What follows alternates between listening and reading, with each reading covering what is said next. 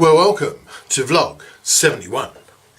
Saturday morning, and here we are, and I'm just sort of thinking, it's a long time ago when I was at work, and I think now if I went back, I'm going to be a dinosaur. I'm going to be what is now deemed as probably sexist, which I'm not. But the thing is, I was brought up in a time where life was a bit different. But this way, I mean, things are changing. When I was at work, I remember the first day of one firm I worked for, I was a sales rep, which makes you management. And I went into the offices and I was sitting there and I said to one of the girls, I said, hey, can one of you girls make me a cup of tea, please? And the look I got, and this was probably 15 years ago, the look I got was, what the fuck? Make you a cup of tea? Your first date? What are you doing? And anyway, I mean, I didn't, I didn't mean anything by it. And did I get a cup of tea? No, I went and made my own. But I mean, that's the way things are. But my life at work was always about having fun, because you spend so much time there, you've got to have a laugh. I worked for a long time as electrical wholesaling manager, and one of the places I worked at was, I thought I'd only be there for a short time, because it was a shop front, on a main street, and it was a wholesaler for the trade, yes, but we also used to do some retail. So, little old ladies would come in on a Thursday, which was pension day, and they'd ask me for stuff. Now here's the thing.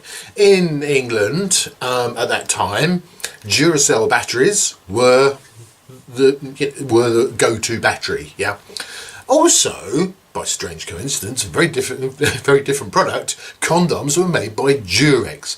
Now, the amount of times these elderly ladies came in to the shop on a Thursday and said, can I have a packet of Durex batteries, please? And you'd try not to laugh. Now, because the staff that worked with me, I'd sort of instilled this laugh sort of culture into them. They'd be out the back going, and making farting noises and going, oh, that was nice, just to try and make me laugh even more because of this lady asked for Durex batteries. I guess I brought so much on myself, really, didn't I? Anyway, a bit old school, yeah. Oh, there was another thing, because right outside this shop there was a bus stop, and it was quite a busy bus stop, and often you used to get girls sort of hanging about, waiting for the bus, and if they were pretty, I trained again my work colleagues, you wouldn't get away with this now, and we used to hold up little banners like this, oh, is she an 8, is she an 8 and a 9, like they do in the dancing. And the girls used to laugh. They used to find it very funny. I think if you did that now, you'd probably end up in court, because a lot of people don't seem to know that life is fun. But hey, I mean, that's the way things are. I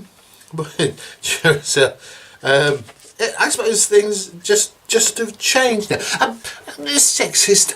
I'm of the old school. I still think that a woman's job is to make the dinner.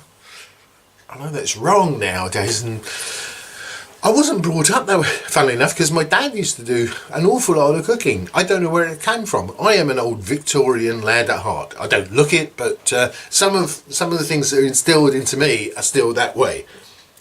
I know this is wrong. I remember years ago, this woman police constable, she was having a right go at me. I mean, she was, I was always in some form of trouble or whatever. And she's having a right go, and I stopped her. I said, does your mum know you're out this time of night? And, oh dear. Oh, did it kick off?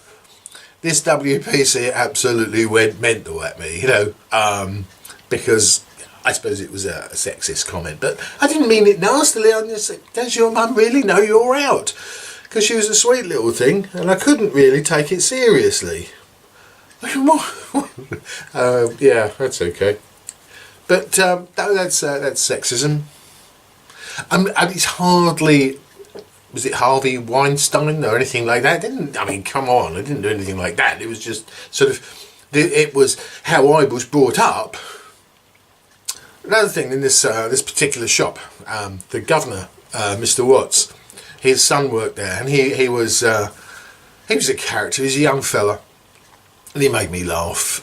He was always looking for a girlfriend, and he had a bit of a thing. Next door to us was a hairdresser. He had a bit of a thing about this hairdresser.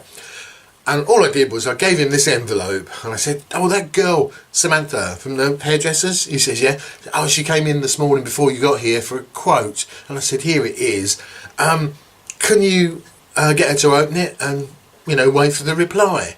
He said, "All right," and off he goes, and he come back.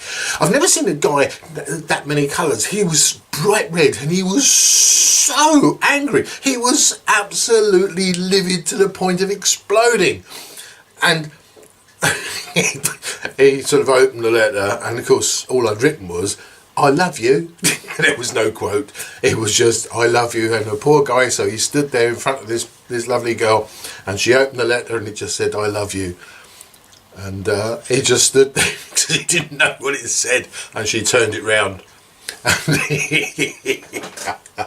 Oh, yeah, I don't suppose you can get away with that one. Anyway, that was vlog71, sexism in the workplace. It's all a bloody good laugh.